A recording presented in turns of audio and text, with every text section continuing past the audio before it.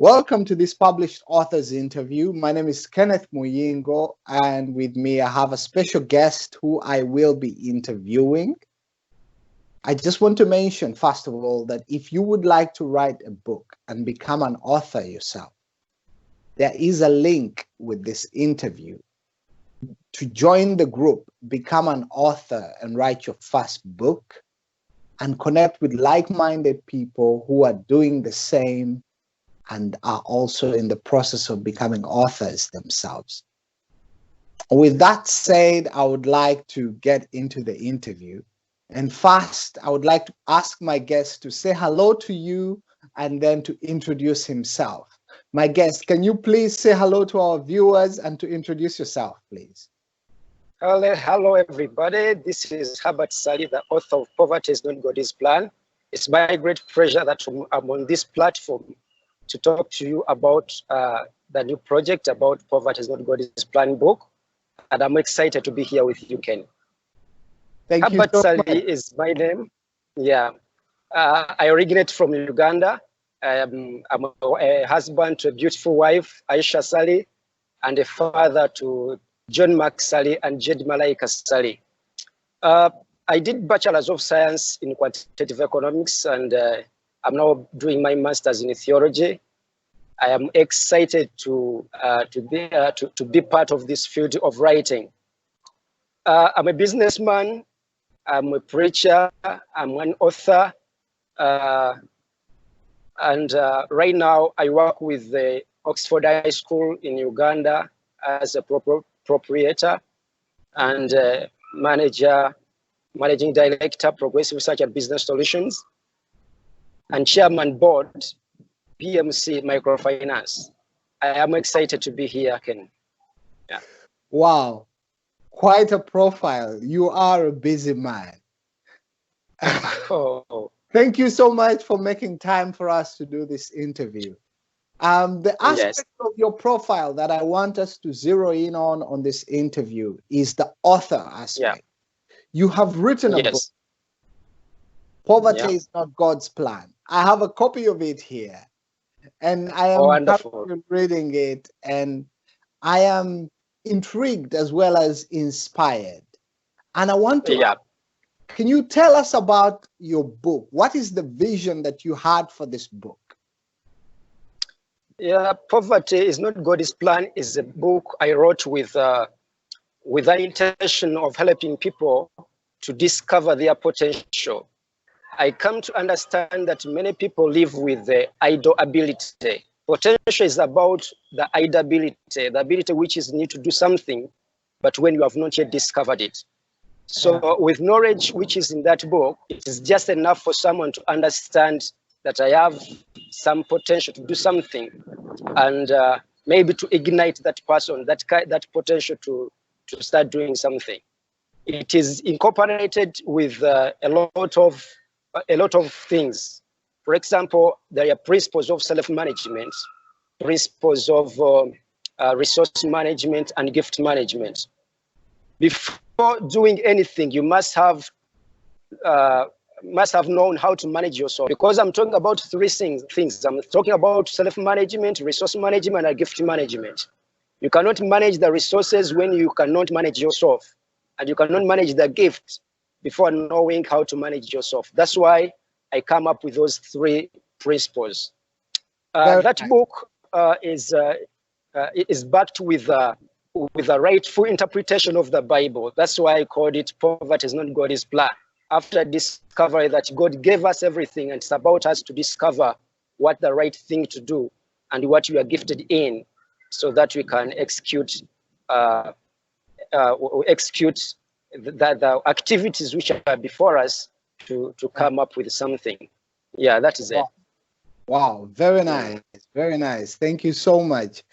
What inspired you to write this book? Like I was said, that one of the principles I consider is as gift management. I discovered that many people live with gifts, and failure to understand their gifts make them idle in life, yet those gifts were given to them for the purpose of serving the generation. So the absence of the knowledge that they have the gifts and how they can handle them, becoming, it's becoming to me the book so that people can come to understand that. Because a gift is something which God gave us. Each of us is having a gift in life. But if you fail to understand that gift, become a loss to your generation.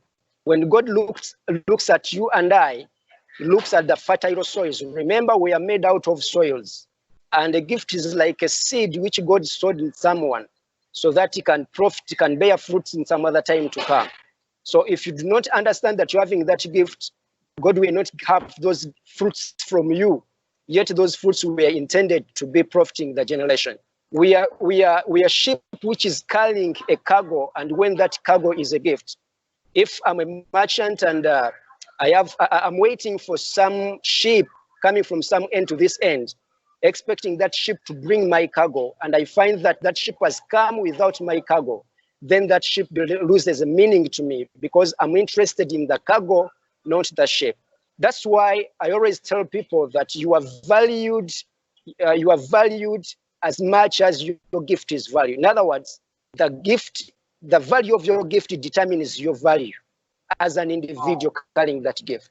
So the value of this ship is determined by the value of my cargo. If it comes to me without the cargo, means that it is useless to me and has no value.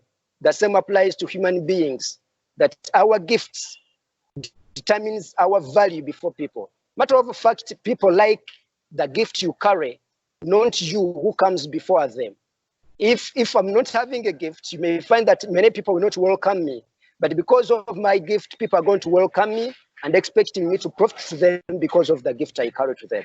So it motivated me to write this book because I found that many people are going to live on earth when they are useless. Just think about that. When someone is not having a gift, is serving to a certain category of people. Think about the value of that person in the society, because people are valuing you depending on the value of the gift. Meaning that if you're not having the gift, they're not going to value you in the society. It's very dangerous to live in a society which is not attaching value to you. So it was a motivation to me to write this book. Secondly, I didn't want to die. Many people die and go completely. I want to remain on earth after my death. When I write and I leave my knowledge on earth, it means that generations are going to use my knowledge to impact their lives. It means that they are going to bury me. I want to cause a loss to the grave when I go. I want to go when I don't have anything in me, just burying the flesh when the content is left on earth. That is it. Very strong statements. That is very profound. I like what you said, that people don't value me, but they value my gift. True. So if I don't develop my gift, then I am not of much value to the people that I'm supposed to serve. You are completely nothing to them, because you are a tree which is bearing fruits. And actually that's the purpose, because God created each person on earth with a purpose. God foresaw the gap which is going to be in your generation, and then looked at you as the right person to carry this gift to narrow that gap. So if you come on earth and you fail to narrow that gap, it means that you become a loss to that generation, because the gap is going to remain, yet the person who was given the gift to narrow that gap or to bridge that gap is on earth, but not knowing the purpose why he's on earth. Wow. That is it. Wow. Thank you so much. How did you choose the topic for the book? Choosing the topic for this book, it was my personal conviction. Firstly, I'm convinced that God gave us everything on earth. God gave us the resources around us. He gave us whatever to use to see that to become profitable to our lives and to the surrounding environment. So I don't want to complain that there is another source of poverty. The source of poverty is from us, not from God. After failing to understand what we are, after failing what we used to become, then we are going to be poor on earth. but it's not God's plan for us to be poor, because he gave us everything. He gave us the gift. Actually, the gift he gave you is the source of wealth to your life. So we are not complaining to God of anything because he gave us. That's why I said poverty is not God's plan. And I want someone reading that to understand it. I see. Yeah. Do you consider yourself as a naturally talented writer, or is writing a skill that you have developed over time? I'm looking through the book and I'm reading it right now, Yes. and I see that it's very, very well written. And I'm wondering, are you a naturally talented writer, or is writing a skill that you have developed over time? Writing is a gift which was given to me, because when you read the scriptures, God knew us before. So it was a gift which was given to me. And now I'm developing a talent over time to see that I perfect in this gift. Because talent is the potential to exploit the gift which was given to me. That's why the talent is temporary, but the gift is permanent, because this is the assignment which was given to you when you are coming on earth. It remains to you. It is permanent to you. So to me, I've developed skills to utilize this gift which was given to me. I will not say that I'm naturally talented, but I have a gift which I'm trying to make sure that I develop skills so that I exploit it to profit the generation.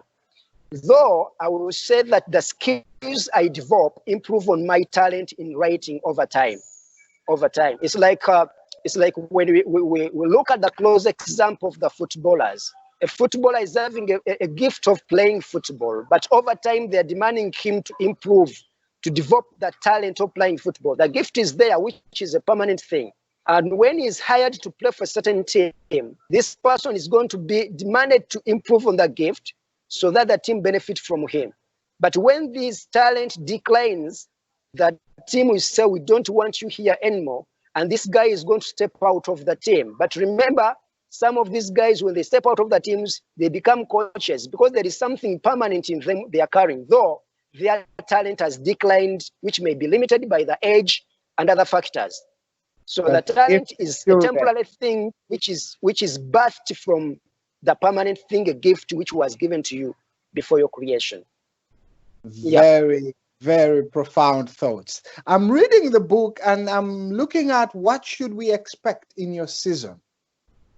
And in there you say God has never created a religion, a tribe, a culture. He created humanity with a purpose which has to be fulfilled by the gift. That's why every humankind has a gift. And your gift is the right purpose for your creation. Use it to serve. And then it goes ahead and it says, purpose is the intention for life, the rationale for your state. And every man was created with this motive. And it is the one which generates hope in the life of the human being. If someone reads this and they're maybe listening to us and they would like to know their gift or their purpose, how would you advise them?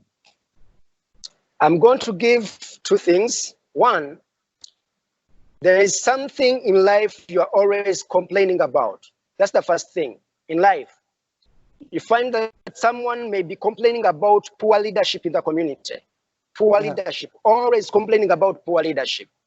You're going to find that this person, what you are complaining about is most likely to be your gift or your purpose on earth. Because a problem attracts the solution. So if the problem in your community is poor leadership and you feel like it is hurting you, you're always complaining about it, it's more likely to be that this problem existing is attracting the solution, which solution was kept in you or was given to you when you are coming to earth. Wow. Secondly, the passion. Sometimes you feel like you're having passion towards something, doing something. remember I told you that we are a fertile ground for God, where he sowed his seed. And when a seed is sowed in the ground, this seed by all means will have to come out, because it is looking for the way of serving the purpose why it was sowed in the soil. We're expecting fruits from the seed. So it will fight to find a way that it comes out. In a human being, this kind of force which the seed evolves to come out is the passion. And you feel like you cannot wait anymore to do this thing you want to do because of the passion. Like, I'm a writer. I feel it that I have to write. I wake up at night and I write. That passion shows that really this is a gift. I will not take passion in something which I'm not gifted in. So there are two things, passion and something you are complaining always about. I like to be the gift. Wow, this is very good. Thank you so much for this insight. That's why I like to do these interviews, because I get so much value from them, and also for the people who watch the interviews to be able to get this value. What would you tell me is the one thing that has happened in your life that has had the greatest impact on you writing books? I think it's now about 10 years ago, when we were doing the sensitization on a certain topic in our country. Actually, it was about corruption, and we had to do sensitization in public and in schools. But we looked for the material to use to do sensitization from the bookshops around and from different libraries in our country, and we failed to get anything. So from then, I discovered there is a problem in our country, and maybe that's the problem which attracted the gift in me to start writing. I discovered that as Africans, we're having a problem in writing, and we are not leaving knowledge on earth. So that one impacted me to start writing. Because writing, to me, I didn't think that it could take me far like how I go. I thought that I'm just doing something small, which is going to help the organization, and I leave it all. But after writing the first book, which was about corruption, I was attracted more in this field of writing and developing more passion of leaving knowledge on earth. So that's the reason why I developed the interest in writing, and up to now, developing it more and more. Wow, very nice. Are you currently working on any other projects? When I hear you talk about writing, I have a feeling that there is more coming. Are you currently working on any new writing projects? Yes, right now I'm having 3 projects.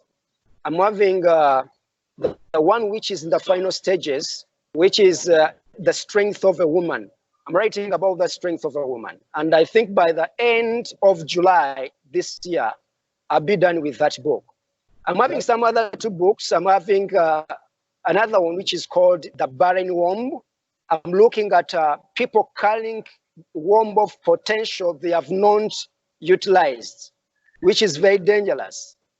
I'm writing another one, which is growing effectively. I discovered that many people grow, but when they're not growing effectively. When you look at the life of our Lord Jesus, the Bible says that he was growing in stature, growing in wisdom, and also growing in favor before the people and God. So we are in the image of God, and you have to grow in such a way, effectively, growing in stature and wisdom and in favor, to impact the lives of others we are living with on earth. So I'm writing those three books, and I think by next year I'll be done with them. Wow, exciting. I'm looking forward to the one that is coming out this year, Strength of a Woman. Wonderful. Just wait for that. It's amazing. Wow. This was really wonderful, Herbat. Where can people buy your book, and where can people connect with you? Right now, Poverty is Not God's Plan is on Amazon. You can put Poverty is Not God's Plan by Herbat Ssali. You can get it from there. Then connecting with me, you can use my official Facebook page, Herbat Ssali. You can use Instagram, Herbat Ssali. Yeah, and also on Twitter, Ssali Herbat. You'll be getting me. Very nice. Thank you so much. We will put the links with the interview. Grateful. And I just want to say, is there anything else that you would like to mention that we did not touch on in the interview? I will like to encourage everyone watching this video that writing is something which is very important to us all, because when you don't write, means that you are going to disappear after your death. Yet we need your knowledge. There are many things you've experienced in life. There are many mistakes you've done in life and achievements which some other person will need to know. If I learn your mistakes and I also revise your achievements in life, believe me, my life will change. So it's very important to all of us to engage in writing. You cannot tell me that you cannot write when you have lived life. We need to know about your life. And I encourage every person watching this video to embark on writing books. It will be wonderful. Yeah. Wow. Thank you so much. Herbat, this was really profound and very insightful. I will be keeping in touch with you.